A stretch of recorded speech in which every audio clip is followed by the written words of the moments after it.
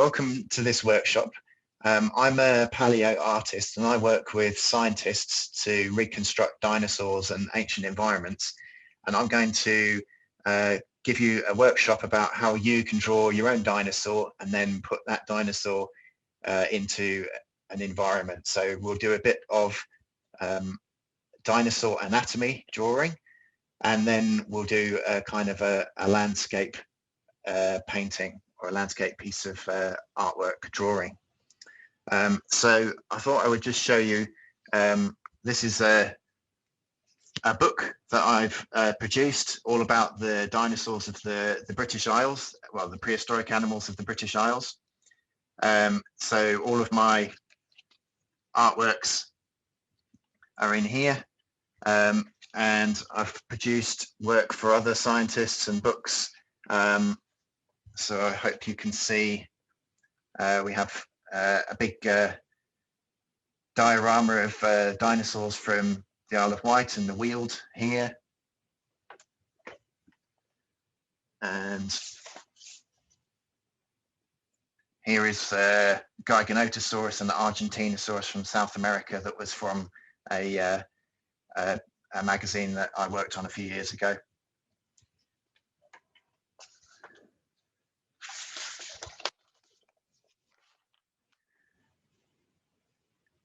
Here, I think you can see is a picture of a Proterosuchus from the Triassic period. So this is the kind of thing that we'll look at doing today. So a creature just standing in its environment. And my work is not restricted to dinosaurs. So I've worked on Ice Age and other time periods. So these are hyenas from a hyena den from the Ice Age in Yorkshire. So that gives you an idea of the kind of work that I do. So what we're going to do is, for about 20 minutes, I'm going to do a drawing of one particular dinosaur, and then I'm going to do a different drawing and turn that into a landscape painting. So you can sit back and watch, or you can get a piece of paper and try and draw your own dinosaur at the same time. We'll see how that works. And then at the end, after I've done the artworks, we'll have some time where you can ask some questions if you've got any questions about how you draw your dinosaurs. So the idea is that you'll be able to draw a good dinosaur, but also you'll learn some techniques about drawing and painting in general. So this could help you draw all sorts of things. Okay, so the first picture that I'm going to do is of a meat-eating dinosaur, a theropod, and we're just going to do a kind of a general medium-sized theropod. So not T-Rex, not Spinosaurus, just a kind of a general one, so that I can show you how to do the techniques. So I'm going to change my camera angle so you won't see me, but hopefully you'll be able to see my drawing. And perhaps, John, you could just tell me at any point if it's becoming unclear, if people are perhaps not able to see it.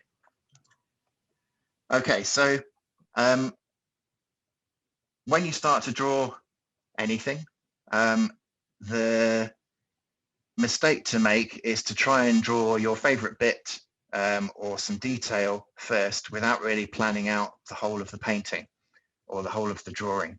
And that can mean that you do a really, really good head of a creature or a person, and then you can't fit in the rest of the body. So really you need to do a quick sketch to show the general kind of size of it. So I'm going to do a very quick head and a spine and a tail, and then a kind of a circle to show the body. Sorry, James, it is a little out of focus and just a little bit faint. That's okay. Yeah. Can you see that? Yeah, that's better. Thank you. Okay. Perhaps if I just open the window, open the blind a bit. Is that better? Yeah, that's good. Yeah, Okay. do it that way, so that would be good. Okay. So we have a head here, a spine going into a tail, and then a circle for the body. So that gives you your dinosaur's general dimensions, and you can see that we've now fit that onto the page. So the thing to remember about drawing a creature is that it's not two-dimensional. So the body is a round mass. Maybe think of something like a potato. So it's got weight and it's got shape, and you can curve stripes and patterns all around it. So when you think of drawing anything, any kind of animal, think about that weight. So this animal is almost side on. So we don't have to think too much about that at the moment. But I'm just going to show you in a second what I mean by trying to make something three-dimensional. So I'm just drawing a leg,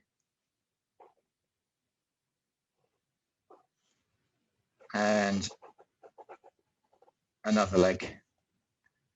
So hopefully you can see that. And one leg is behind the body. So you have the hip and then the leg coming basically from the same place, but it's going behind the body and coming out. So I'll just put this down and I'll show you some drawings that I did earlier. So we're doing the same thing here. Hopefully you can see that we've got different angles and different animals that are all drawn just in this simple way. So with a head, a spine, and a round circle for the body. And this means that you can play around with how your creature might be moving across the page. You can do something coming from the front, or you can do something from the side or from behind. So just play around with that when you start a drawing, because that can help you to compose a really nice drawing. And before you get involved in doing amazing scales and feathers and all sorts of details, it will mean that you know that you've got a really good drawing on your hands before you start, so that detail won't be wasted. Okay, so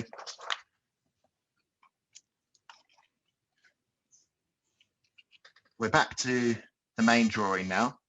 And as I said, this animal is a kind of a medium-sized meat eater, and most of the creatures were very conservative in their bodies. So they had a very similar plan right from the beginning of the Triassic to the Cretaceous. So for example, T-Rex had a massive head and tiny arms, but another animal, for example, a Coelophysis, had a very slender head and a slender body and quite a long neck. So they all had slightly different proportions, but this one is just a kind of a generalized medium-sized one. And I'll show you later how you can actually change things around to do different species. Okay, so this sausage in the middle, which, well, this kind of round body is really the rib cage. So we can draw ribs coming round, and then we can put in a shoulder blade and arms. There we go. So that's a kind of a generalized dinosaur skeleton. And what we're going to do is we're going to fill it out. So we're going to imagine the flesh going around the skeleton. And what I want you to do is to think of each part of the arms and the legs and the tail as being kind of thick clay or plasticine that you're putting around a wire frame. So if you were making a body, or you were making a model of a body of a dinosaur, you would be putting thick sausages of clay or plasticine around the body of your dinosaur. At the hip, most dinosaurs had quite a large hip bone, and it was quite a complicated shape. But mainly we just have to draw a circle, and then we have really big muscles coming down to a knee joint. And then we have a smaller round muscle, which is the calf muscle coming down to the ankle. So I've drawn a different picture just to give you that a bit more information about that. So the thing that you have to remember with drawing dinosaurs and other reptiles is that they're walking on tiptoes. So if you can see in this drawing, we have the hip, which is at the height of the top of the back, and then the knee, and then the ankle, and then bird-like claws at the end, which are really the tips of its toes. Whereas a human being, if you can see this at the bottom, let me just move that, we walk on the flat of our feet, so our knee is much lower down, and the ankle is on the floor. So that's something to remember when you draw dinosaurs, or when you draw horses or dogs or wolves. They all run on their tiptoe. Okay, so back to the main drawing, and I'm going to add the sausages of muscle around the legs and down to the feet. So there was not much around the feet because the dinosaurs were quite like birds. They had very sort of scaly, bony feet. So now we have most of the bulk of the dinosaur worked out. We'll go back to the head. If I can just put that in shot. And it's probably useful at this point to draw a good eye and a nostril right at the end of the snout, and you can do some teeth.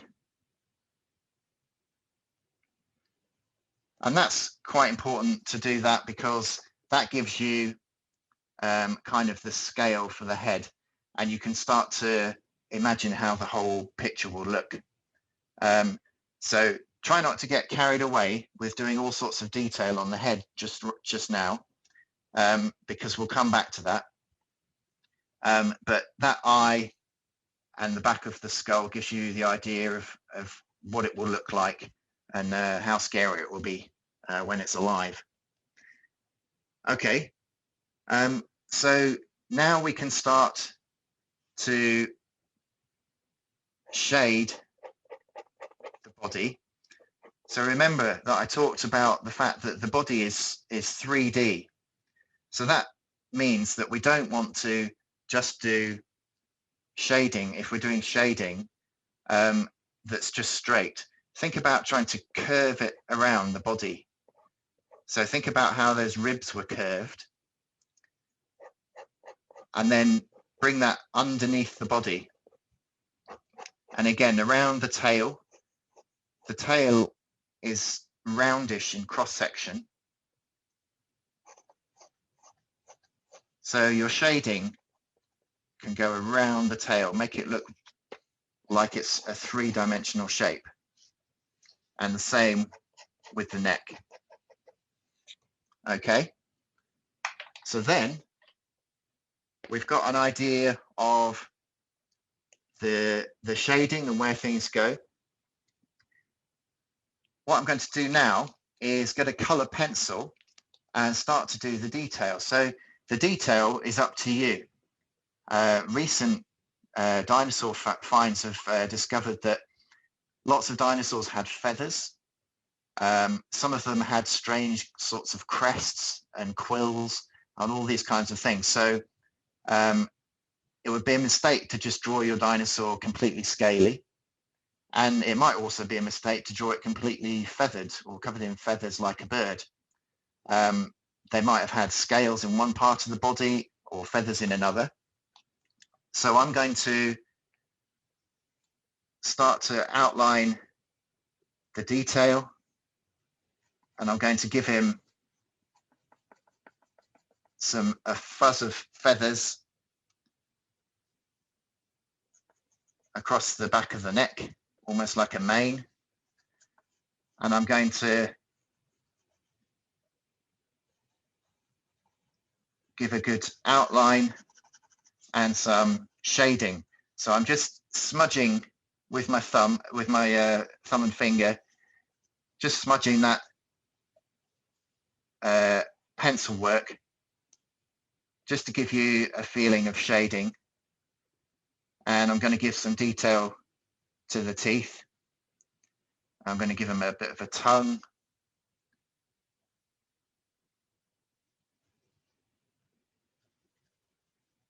And let's give him a sort of a mean colouring at the top of the head, so he looks a bit like a bandit or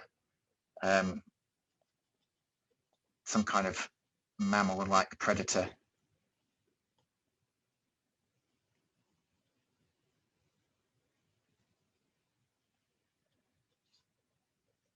Okay, so now I'm going to go down to the arms.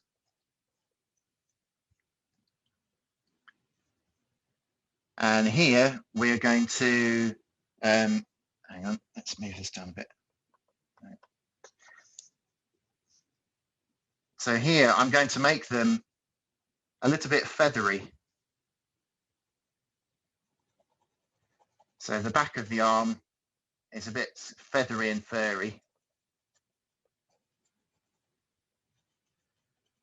And it's got powerful shoulders for grasping. So a lot of the theropods use their arms for grasping their prey.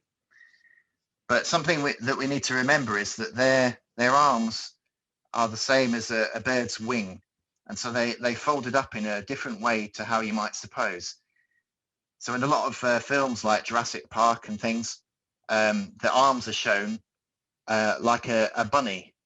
So I've drawn an incorrect version. I don't know if you can see that very easily. But here we have an arm that's just curved underneath with the fingers curled up as if it's a bunny or a kangaroo.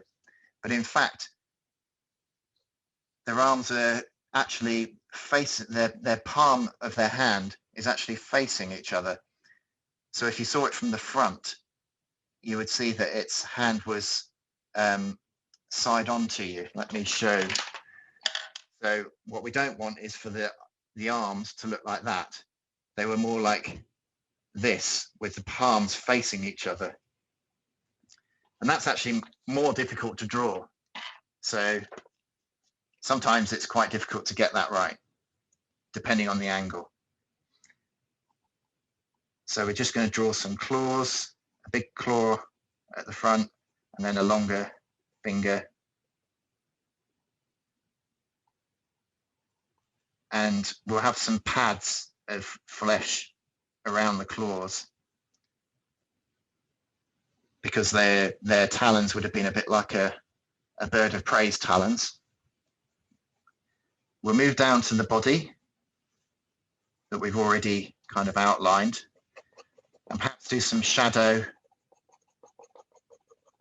to show that we've got the hip and the roundness of the body.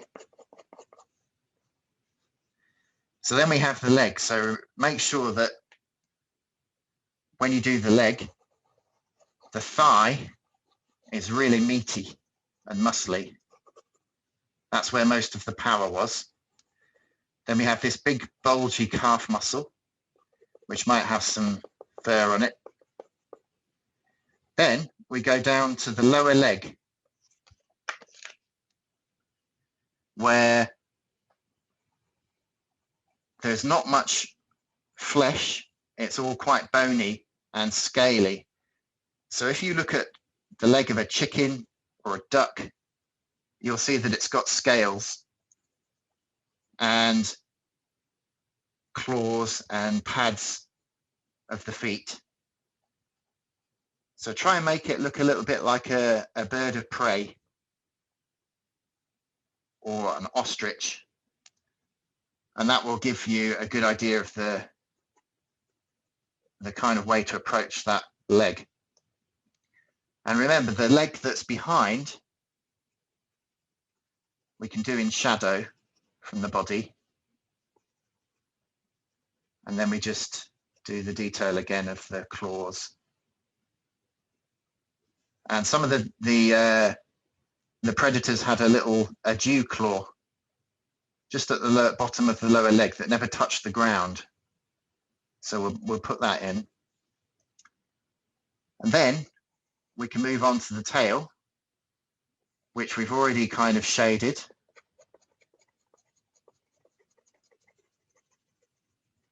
And what I'm going to do is some nice quills.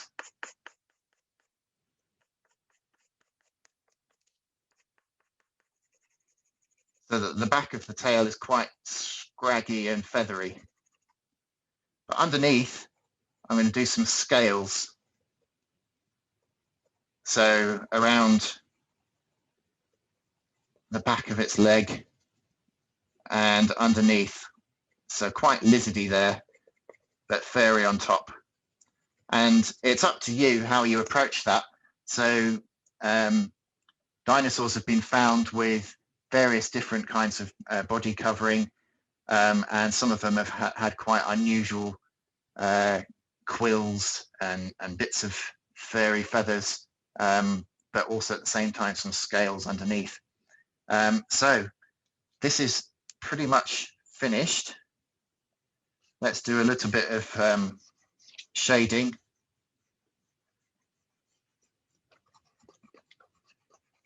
On the body, and then that gives you your theropod dinosaur drawing. Okay, so perhaps, I'm not sure if anyone was able to do their own drawing at the same time, but maybe we can have a look at someone at the end of the session in 20 minutes or so. Okay, so now I'm going to do a different drawing where we're going to put a dinosaur into its landscape. So I'm just going to get a piece of paper here.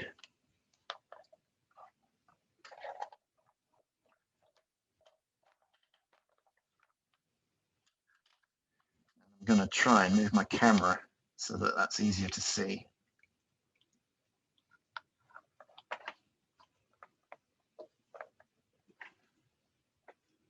Okay. John, how is that for people to see? That's good for me. Okay. So this one is going to be a dinosaur in its landscape. So I'm going to draw a Stegosaurus. So I'm using a larger piece of paper because I'm going to do a landscape and I don't want to be restricted. It's very easy to do a nice dinosaur and try and fit it into a landscape and then realize that you've left too little space around it. So I'm not going to fill the whole page. Maybe I might want to cut it down later on, but because I've started with a larger piece of paper, it gives me that option and means that I don't have to squash my composition up. Okay, so again, I'm going to do a circle. Oops.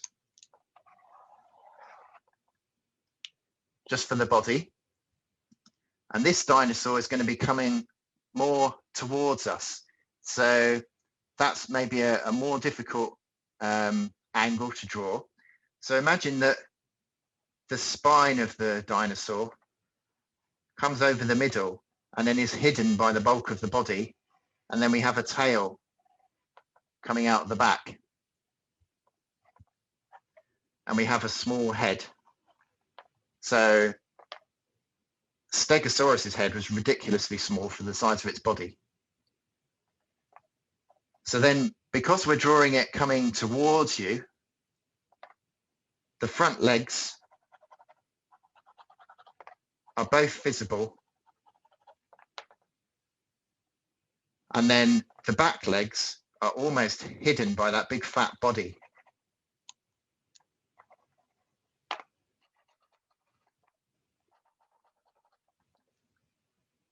So let me, oh, this is strange to, that's it. Okay. So hopefully you can see there that the roundness of the body is kind of covering the back legs, and you can see the front of the body. And we're going to add those almost clay sausages of muscle and fat to describe the bulk of the dinosaur now. Except I've just run out of pencil lead, so I'm going to change over, get another one.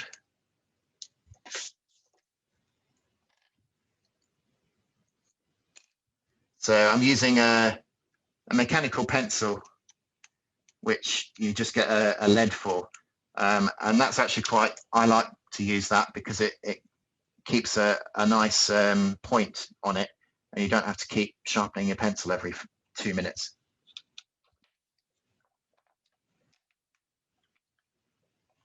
Okay, so we've got the neck, which is quite thick, probably much bigger than the head. And remember, try and describe that neck by shading around it. Let's put in an eye and a beak. And then draw these sausages of thick muscle and fat around all of the limbs.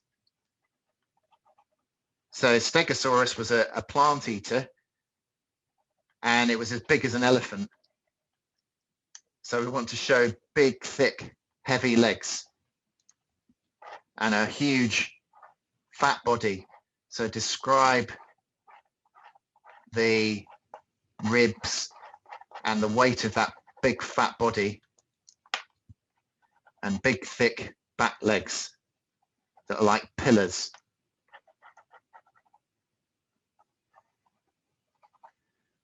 Okay, so now we can go on to the tail. And just here at the back of the legs, I've done the tail kind of coming a bit low down. And this is because Stegosaurus, like many of the dinosaurs, had big hip bones, and they stuck out. So there was a covering behind the leg that would have been really big and thick and meaty. Okay, so we've now got the body of the Stegosaurus, and of course we're going to put the plates and spikes. So we have a few at the back of the tail, and then we're going to do is plates along the spine of the body.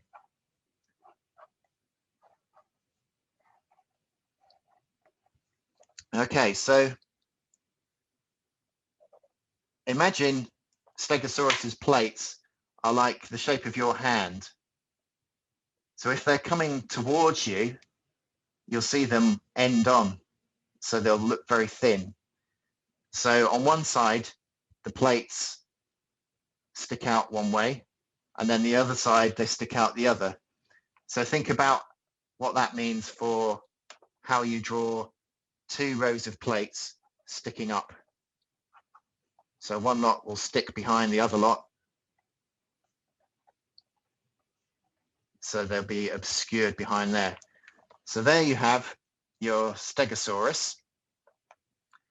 And I'm going to leave it at that. We're going to forget about anything more to do with the Stegosaurus.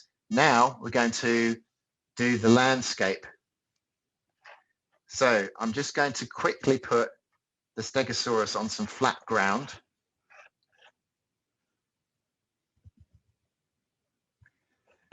And I'm going to draw some ferns. So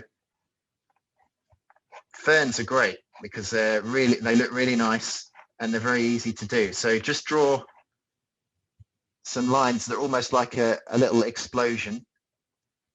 So just curving lines coming out of the ground. And then along all of those curving lines, you can do fern blades.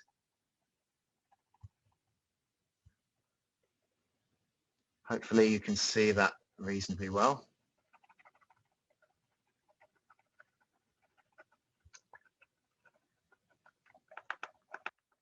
So we have a large fern right in front of Stegosaurus, just ready for him to eat. But when we draw a landscape, we want to give the illusion that we have depth. So in the background, I'm going to draw some smaller ferns that are just kind of scribbles in the background. So your eye thinks that those are further away. And then quite far into the distance, another ridge of land. And I'm going to draw some hills and some trees sticking up. So in the time of the dinosaurs, we have trees that are like monkey puzzles. So imagine if you've ever seen or studied a monkey puzzle tree, it's very kind of spindly with a thin straight trunk, and then its branches stick out like snakes almost. So they look quite unusual. You'll always see them in people's gardens and in botanical gardens. And they can look quite spindly and scraggly, which is probably what they would have looked like naturally. So we have that drawing there of most of the things in the landscape. So now I'm going to get some watercolor paint.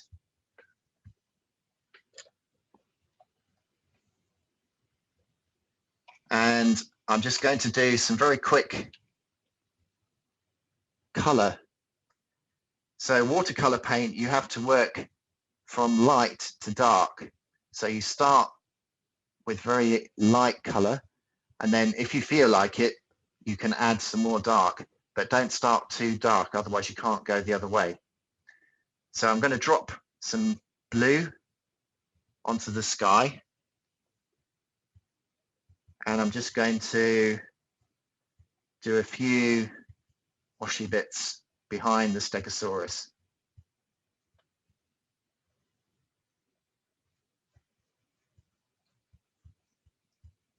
So you can be very rough with this.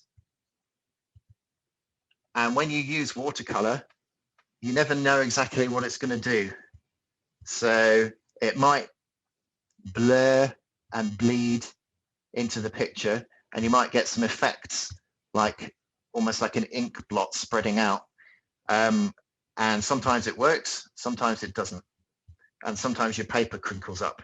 So I'm just using ordinary sketching paper here, so it's probably going to crinkle up a bit. So the background is blue for the sky, but I'm also going to do the background of the hills in blue. And when you draw something in blue, it makes it look like it's far away.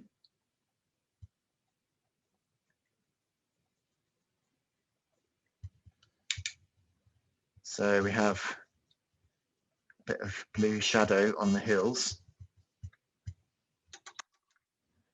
Now, when we do the foreground, all around the Stegosaurus, I'm going to use warm colors like orange.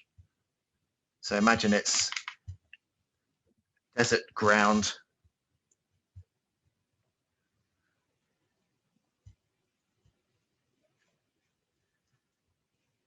So nice orangey brown. And that should hopefully make the picture jump out at you and make it look like you've got distance in the picture, which is very important to give an idea that this dinosaur is in its landscape. So these are techniques that you can use for doing any kind of landscape. So it's all about how you make your marks on the paper and how you use color. So next time you go out for a walk and you see somewhere in the distance, just look at the color. Imagine if you were painting that color, what color it would be. And you'd be quite surprised on a sunny day, if you look at some distant hills, they can look like they're almost bright blue, which is strange because the hills are covered in green vegetation and grass and things. So that's what we see when we look at a landscape. So I'm just doing some green of the scraggy ferns and the trees. And I'm just doing this with very quick blobs of color.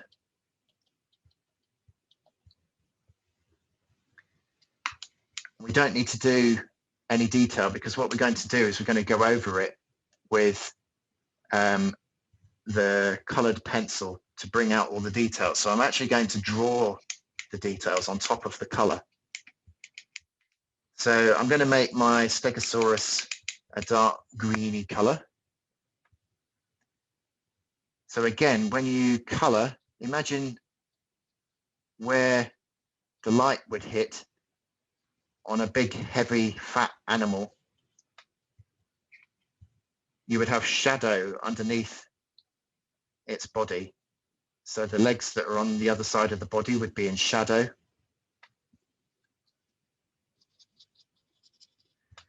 And you'll notice, or you should be able to notice if you can see, you can still almost see the skeleton of the dinosaur underneath. And you don't need to rub that out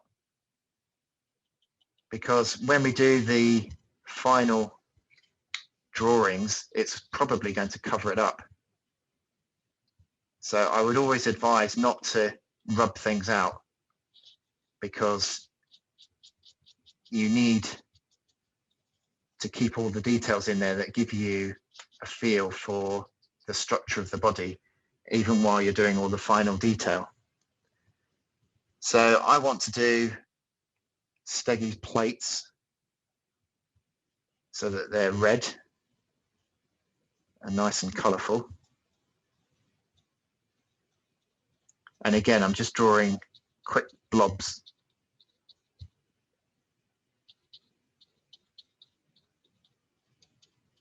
There we go. So I think that's all the colour that we need. So now I'm going to get a coloured pencil. If you can see this is just an ordinary coloured pencil you can get in a stationery shop. And this is where I will draw all the details that I don't need to do with the colour of the pencil. So things like pebbles and the trees in the background, I'm just going to give them a bit more definition, make them look a bit scraggly. And I'm going to do some shadow under the fern.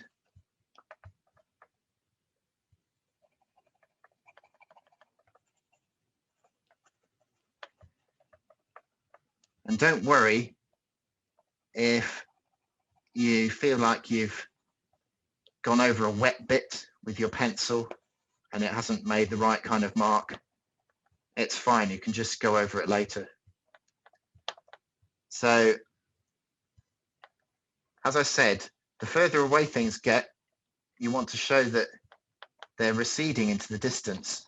So I'm drawing some of these scraggy, ferny bits in the distance. And because they're just small dots, it makes it look like they're further away, and that therefore the landscape is receding into the distance. So now I'm going to work on the Stegosaurus and give him an outline and some dark shadows with the pencil.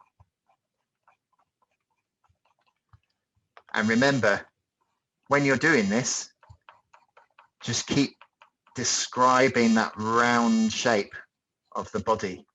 So bring the pencil marks around the shape, because that makes it look 3D. So often you'll see people kind of sketching straight, or they might do crosshatch, and that works fine some of the time.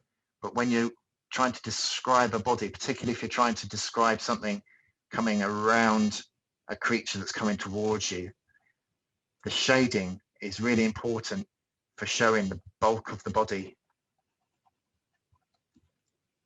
So bear that in mind when you're doing your final details.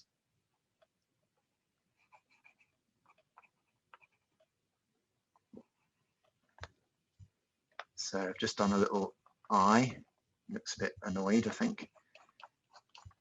And I'm going to do some shadow under his belly. And big, thick, heavy back legs.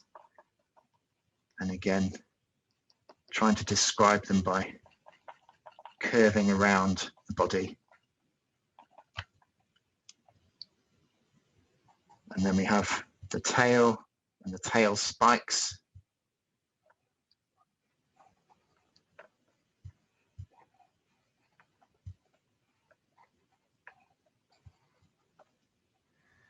And then we can work on the plates on the back, which could have been very brightly coloured for display to other Stegosauruses.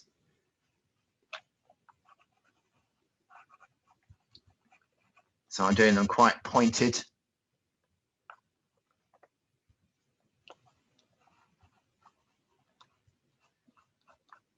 And with some streaks on them.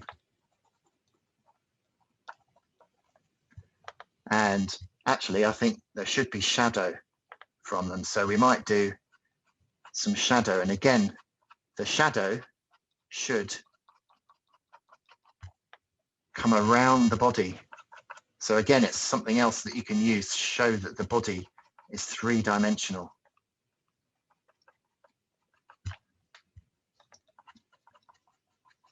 Or they could just be stripes. There we go.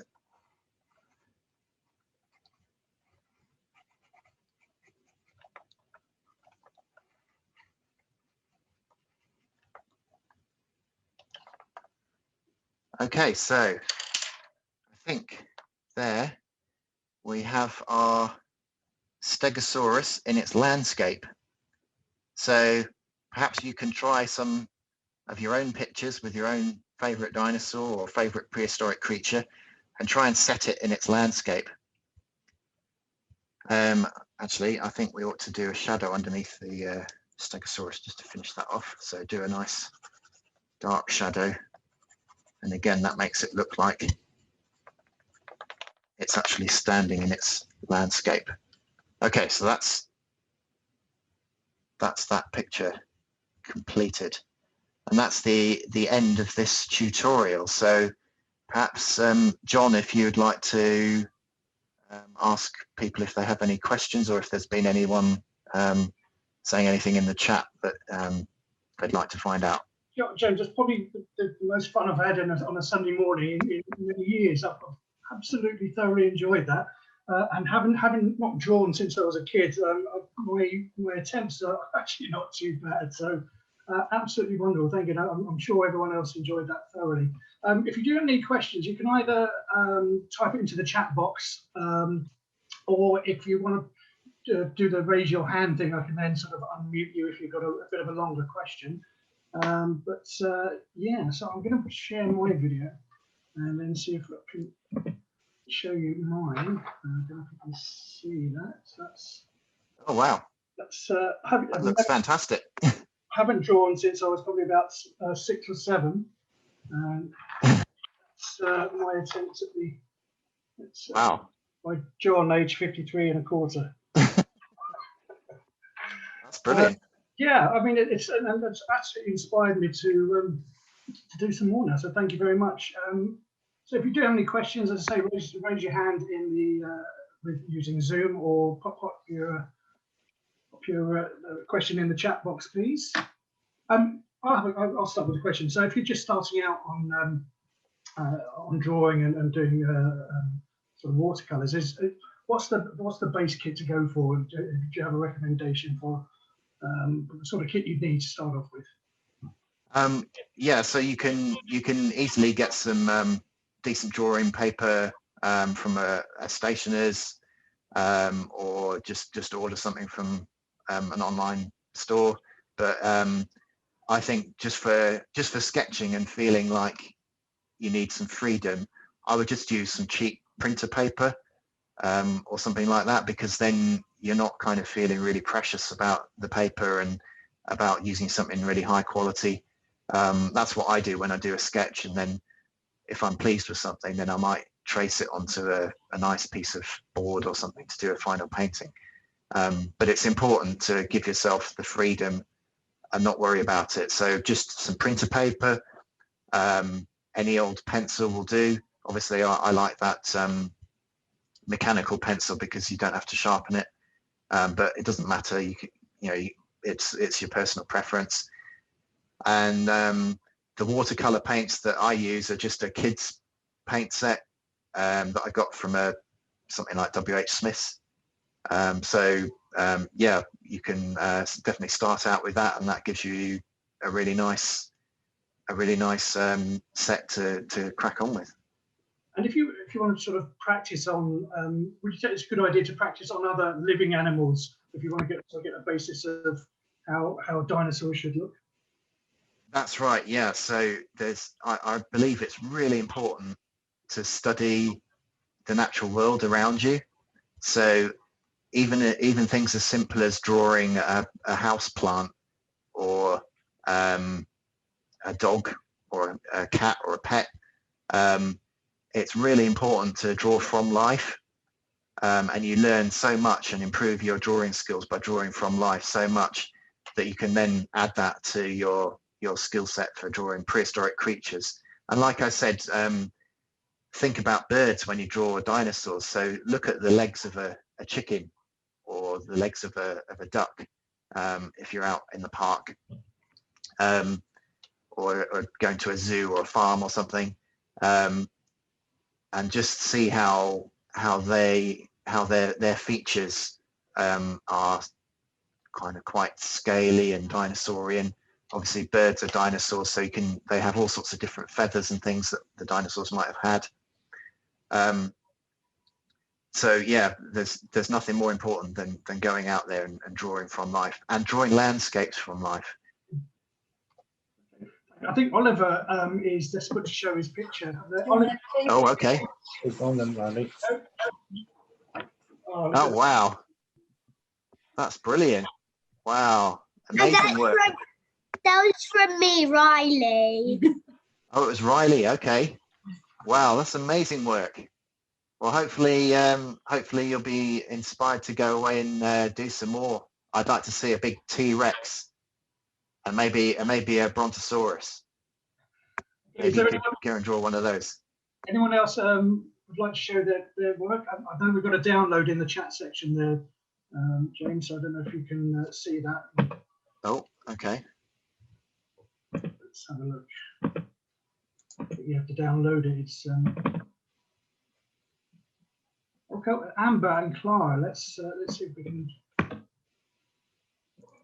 Okay. That's really good, Amber and Clara. I can see that just in the. Oh wow, I can see some amazing stuff there.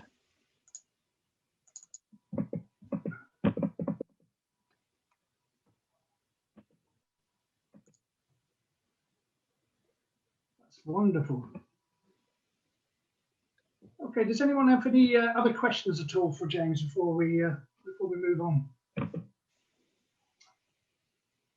I've got some comments in there. And can Noah and family show their pictures, please? Hold on 1 second. Oh wow, I've just opened the download picture. I'm sorry, I don't know who that's from, but it looks fantastic. Really nice big open landscape. That was from Danielle, from the looks of it. From Danielle, okay, fantastic work. There's one from Ross as well in the chat, a little bit further down. I need to try and get Noah on the screen. Bear with me.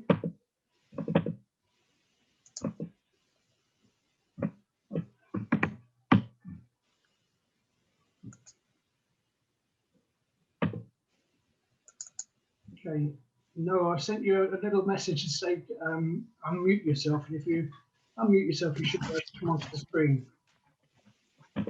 Oh wow, fantastic one from Ross there that I've just downloaded. Amazing. Compsognathus Oh, trying okay. to catch a dragonfly. Oh wow, that's amazing. So you've gone for one of the smallest dinosaurs of all. But yeah, the neck, the long neck, and the thin legs. That's just like how it should be. And imagine scaling that up and giving it a big, huge head with huge teeth. That would just be a T-Rex. So amazing work. Hey, Jamie, if you didn't know it. Because I didn't know how to do it. No do I. I was thinking you pop your hand on. Nope, I don't know. Okay. Oh, I'm seeing an amazing one from Noah. No. They don't.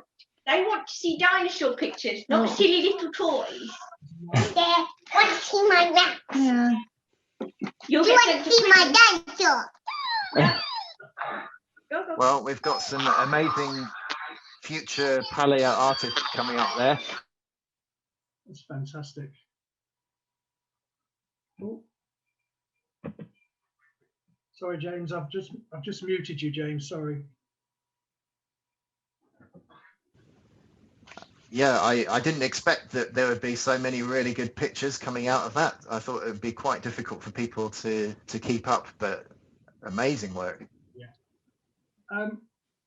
Ladies and gentlemen, if you want to re-watch the video, you can do so. It's being recorded at the moment, and I'm going to put the video back onto the library on the website, which should be on there later this afternoon. So you can just watch it at your own pace and try and recreate these wonderful artworks again. So, if there's no other questions, I think that's it.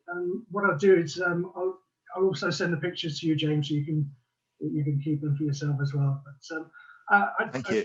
I just wanted to thank you once again from everyone here. I've just honestly had a really wonderful time watching that. So it's been a real treat. Thank you very much, James. Well, thanks very much, John. Thanks for setting up, and thank you to everyone for your participation.